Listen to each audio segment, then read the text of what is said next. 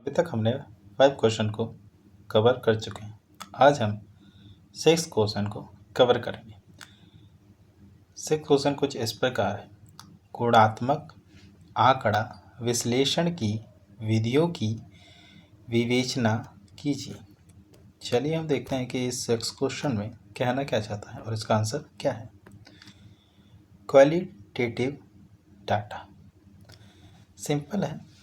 गुणात्मक डाटा का मतलब होता है ऐसा डाटा जो नंबर्स में नहीं होता। यह लोगों के विचार, इंटरव्यू, बातचीत, वीडियो, फीडबैक, कहानी या उनके अनुभव होते हैं।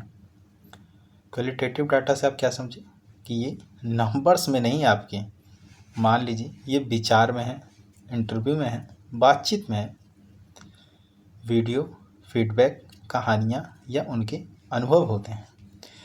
क्योंकि इस गणित के फॉर्मूले में सॉल्व नहीं किया जा सकता, इसीलिए इसे एनालाइज करने की कुछ खास और बेहद आसान तरीके होते हैं। आइए इन्हें बिल्कुल सरल शब्दों में समझते हैं। देख लिया आपको क्या है, इसे कोई फार्मूला नहीं है जिससे आप गणित से सॉल्व कर लेंगे। इसे एनालाइज ही कर सकते हैं, जिसके कुछ आसान नियम हैं, उन्हें पालन करना है। पहला, थीमेटिक एनालिसिस। इसका मतलब है थीम आधारित विश्लेषण। आसान भाषा में कॉमन पैटर्न्स या टॉपिक्स ढूंढना। मतलब कॉमन क्या क्या है या टॉपिक्स ढूंढना है आपको। यह कैसे काम करता है, इसमें आप अपने पूरे डाटा, जैसे 10 लोगों का इंटरव्यू लिया आपने, को बार बार पढ़ते हैं। 10 लोगों का इंटरव्यू लिया और उसे बार बार पढ़ रहे हैं और ये देखते हैं कि कौन सी बातें या मुद्दे बार बार सामने आए, कि कौन सी बातें उन्होंने बार बार कही है या मुद्दे कौन कौन से उठ के बार बार आए हैं। उन बार बार आने वाले मुद्दों को हम थीम कहते हैं। क्या कहते हैं? थीम किसे कहते हैं? फिर से मैं आपको बताता हूँ। बार बार आने वाली चीज़ों को हम थीम कहेंगे। उदाहरण, अगर आप लोगों से पूछें कि उन्हें वर्क फॉर होम कैसा लगा, और ज़्यादातर लोग कहेंगे समय बचता है, फैमिली टाइम मिलता है, तो आपकी थीम बन जाएगा बेहतर वर्क लाइफ बैलेंस। समझिएगा। दूसरा देखते हैं, कंटेंट एनालिसिस, सामग्री विश्लेषण। आसान भाषा में शब्दों या विचारों की गिनती करना। क्या है? शब्दों और विचारों की गिनती करना। यहाँ कैसे काम करता है? इसमें आप डाटा के अंदर मौजूद शब्दों, व्यवहारों या आइडियाज़ को अलग अलग कैटेगरी में बांट देते हैं। क्या करेंगे? शब्दों, व्यवहारों और आइडियाज़ को अलग अलग कैटेगरी में बांट देंगे और देखते हैं कि कौन सी कैटेगरी कितनी बार आई। और अब इसमें हम ये देख रहे हैं कि कौन सी कैटेगरी कितनी बार आई।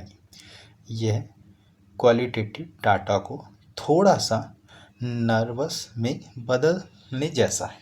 सही बात है। उसमें तो हम वही देख रहे थे कि जो कौन सा बार बार आया। इसमें क्या है, एक वो हो गया है, कैटेगरी हो गई है, बड़ा थोड़ा ग्रुप हो गया। उदाहरण, ग्राहकों के 100 फीडबैक फॉर्म, खराब सर्विस शब्द कितनी बार आया और अच्छा प्रोडक्ट कितनी बार आया, इसकी गिनती करना।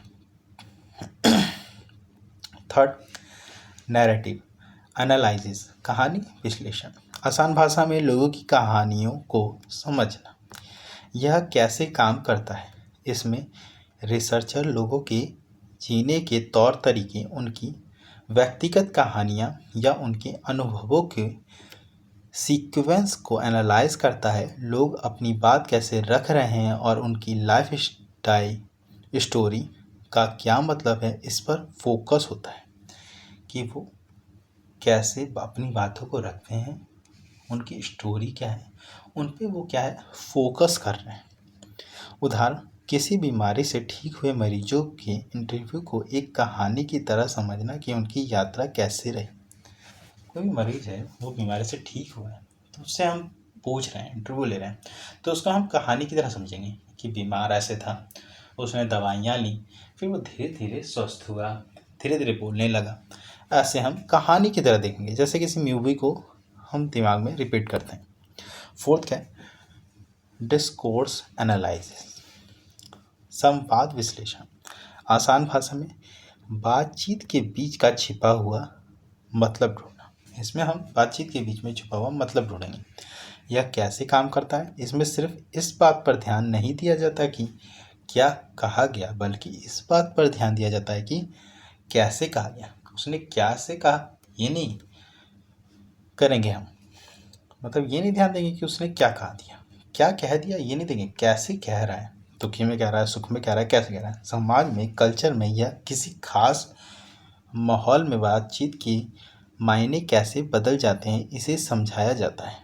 कि जैसे कि कैसा माहौल है, मान लीजिए आप शादी में गए हैं तो एक एनर्जेटिक तरीके से बात करेंगे, और आप कहीं गए हैं जहाँ डेड बॉडी पड़ी है तो वहाँ आप धीरे धीरे नॉर्मल एकदम सरल भाषा में बात करेंगे।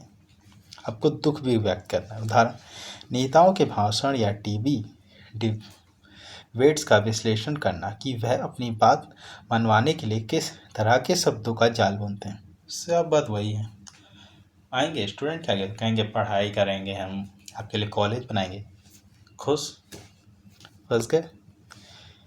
ग्राउंडेड थ्योरी, आसान भाषा में हम पढ़ेंगे, डाटा से ही नई थ्योरी बना देना। मतलब ग्राउंडेड थ्योरी क्या है? डाटा आप पे पहले ही सही है, फिर उससे भी एक थ्योरी बना देना।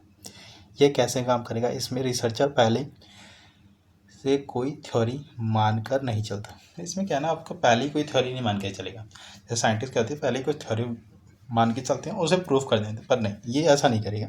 वह पहले बहुत सारे डाटा इकट्ठा करेगा, उसे पढ़ता है और उसे बार बार डाटा को विश्लेषण करेगा। मतलब बार बार पढ़ेगा, बार बार पढ़ेगा, बार बार पढ़ने के बाद और समझने के बाद खुद एक नया सिद्धांत का नियम तैयार कर देगा। इसे करने के आसान 3 स्टेप, क्विक समरी। पहला क्या है? डाटा को पढ़ना, ट्रांसक्राइब करना। पहला क्या है? डाटा को पढ़ना, ट्रांसक्राइब करना, कोडिंग करना, महत्वपूर्ण लाइनों को छोटे नाम देना, थीम्स बनाना और फाइनल रिजल्ट लिखना। चलिए, आपका 6ठा क्वेश्चन भी यहाँ समाप्त होता है। अगला क्वेश्चन हम नेक्स्ट वीडियो में करेंगे। Thank you.